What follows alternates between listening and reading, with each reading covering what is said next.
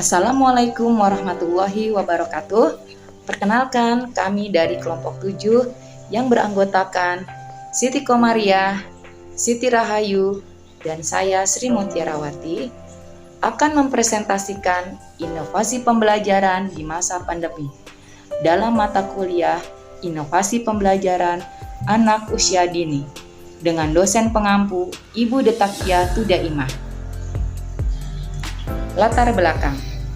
Seperti kita ketahui bersama bahwa pada Maret 2020 merupakan titik awal penyebaran COVID-19, sehingga pada tanggal 24 Maret 2020, Menteri Pendidikan dan Kebudayaan Republik Indonesia, Bapak Nadiem Makarim, mengeluarkan surat edaran nomor 4 tahun 2020 yang berisi tentang pelaksanaan kebijaksanaan pendidikan dalam masa darurat penyebaran COVID-19.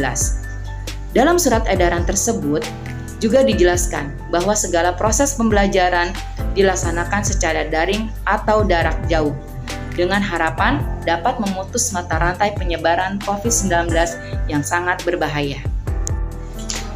Guru sebagai komunikator harus dapat berkomunikasi dengan baik yang dapat dimengerti dan dipahami oleh anak didiknya. Guru sebagai model atau contoh, guru harus mencontohkan sikap-sikap perilaku yang baik sehingga dapat menghasilkan anak didik yang berperilaku baik.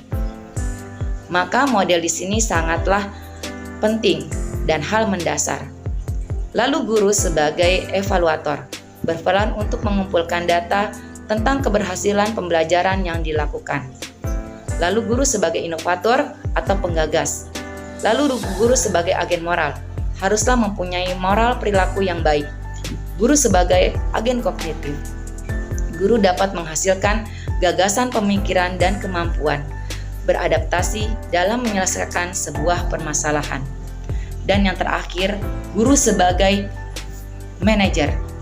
Manajer di sini dalam mengelola waktu dan mengelola kondisi kelas dari kegiatan pembukaan hingga kegiatan penutupan. Guru sebagai inovator harus mampu membawa pembaharuan dalam proses pembelajaran, baik itu dari media, metode maupun strateginya. Jadi inovasi merupakan suatu hal yang baru untuk menuju suatu perubahan ke arah yang lebih baik. Inovasi tidak hanya berlaku untuk sesuatu yang baru ditemukan, namun suatu hal yang didaur ulang juga atau diperbaharui dengan keadaan yang lebih baik juga, itu merupakan suatu inovasi. Jadi inovasi sangat dibutuhkan oleh setiap tenaga pendidik untuk mendapatkan situasi belajar bermakna, aktif, efektif, dan menyenangkan, sehingga mampu mencapai tujuan pembelajaran. Langkah pertama dalam inovasi pembelajaran di masa pandemi yaitu menyusun sistem pembelajaran, menyusun perencanaan, yaitu sistem pembelajaran yang berbeda antara masa pandemi COVID-19 dengan hari-hari sebelumnya, di mana ini sangat mempengaruhi tahap proses pembelajaran termasuk penyusunan perencanaan pembelajaran. Penyusunan pembelajaran selama masa pandemi ini mengalami perubahan yang cukup, yang lebih tepatnya penyederhanaan, disesuaikan dengan kebutuhan dan efisiensi proses pembelajaran. Seperti pada tahun-tahun sebelumnya, sebelum tahun ajaran baru, setiap lembaga, yaitu guru dan kepala sekolah, menyusun perencanaan pembelajaran, di mana menyusun program semester, RPPM, dan RPPH. Untuk yang selanjutnya itu inovasi pembelajaran di masa pandemi. 1. Ada pembelajaran daring via WhatsApp group, di mana pembelajaran daring via WhatsApp group itu mungkin sangat familiar di kalangan masyarakat saat ini. Untuk yang kedua, pembelajaran daring via Google Classroom. Aplikasi ini membantu guru dan peserta didik untuk berinteraksi secara daring. Dalam aplikasi ini juga, guru bisa mengirimkan tugas, file berupa dokumen, video, foto, audio pada peserta didik yang terdaftar dalam Google Class-nya. Untuk yang ketiga, yaitu pembelajaran daring melalui Google Meet atau Zoom Meeting. Beberapa lembaga pendidikan di Indonesia menggunakan Google Meet untuk pembelajaran daring sebagai fokus utama. Ya mungkin di lembaga pendidikan anak usia dini juga Google Meet dan Zoom Meeting ini sudah mulai dikenalkan. Untuk yang keempat yaitu home visit, yaitu suatu metode pembelajaran di mana guru mengunjungi rumah masing-masing. Di masa pandemi ini pembelajaran juga harus memenuhi syarat physical distancing dan menghindari kerumunan.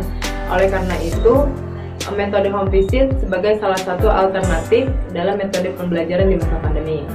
Untuk yang selanjutnya yaitu pembelajaran luring dengan sistem rolling, di mana sebelum melakukan sistem rolling ini, tahap awal pembelajaran luring, guru yaitu membuat jadwal dan daftar nama anak-anak yang harus masuk sekolah, yaitu biasanya satu hari hanya maksimal 5 di setiap kelompok rombelnya, seperti itu.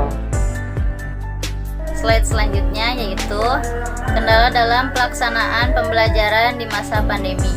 Permasalahan pembelajaran jarak jauh diantaranya adalah belum meratanya akses jaringan internet, gawai yang belum memadai, mahalnya biaya kuota, belum meratanya penguasaan iptek di kalangan pendidik atau guru, belum siapnya pelaksanaan proses belajar mengajar menggunakan metode pembelajaran jarak jauh, dan kesulitan orang tua dalam mendampingi anak-anaknya melakukan kegiatan belajar mengajar.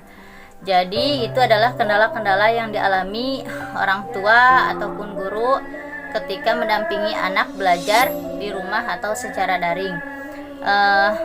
Siap tidak siap itu harus dilaksanakan agar anak-anak tetap mendapatkan pengetahuan baik itu dari orang tua ataupun dari guru. Dan mungkin kendala selanjutnya seperti orang tua harus banyak bersabar ketika mendampingi anaknya belajar di rumah, karena sedikit banyaknya mungkin anak banyak memancing emosi orang tua ketika belajar di rumah atau daring. Itu adalah menjadi kendala yang ditemui selama proses pembelajaran jarak jauh. Slide selanjutnya yaitu kesimpulannya yaitu pandemi COVID-19 yang terjadi saat ini mempunyai dampak dalam berbagai bidang baik ekonomi, kesehatan, sosial, keamanan, termasuk pendidikan. Dampak pada bidang pendidikan yakni diterapkan pembelajaran jarak jauh dengan media online. Guru menyampaikan materi dan kegiatan secara online, kemudian orang tua mendampingi anak belajar di rumah sesuai arahan dari guru. Kondisi tersebut menuntut guru untuk berpikir kreatif dan inovatif terkait model pembelajaran yang digunakan selama pembelajaran jarak jauh di masa pandemi COVID-19. Jadi menurut saya COVID-19 itu membatasi kita sebagai guru ataupun orang tua dalam mendampingi anak belajar di rumah. Walau bagaimanapun anak harus tetap mendapatkan ilmu pengetahuan baik itu dari guru ketika di sekolah ataupun di rumah. Mungkin kita orang tua harus sabar dalam mendidik anak ketika belajar di rumah atau secara daring. Mungkin hanya itu yang dapat kami sampaikan. Jika ada yang mau ditanyakan silakan. Mungkin hanya 3 penanya saja. Kurang dan lebihnya kami mohon maaf. Assalamualaikum warahmatullahi wabarakatuh.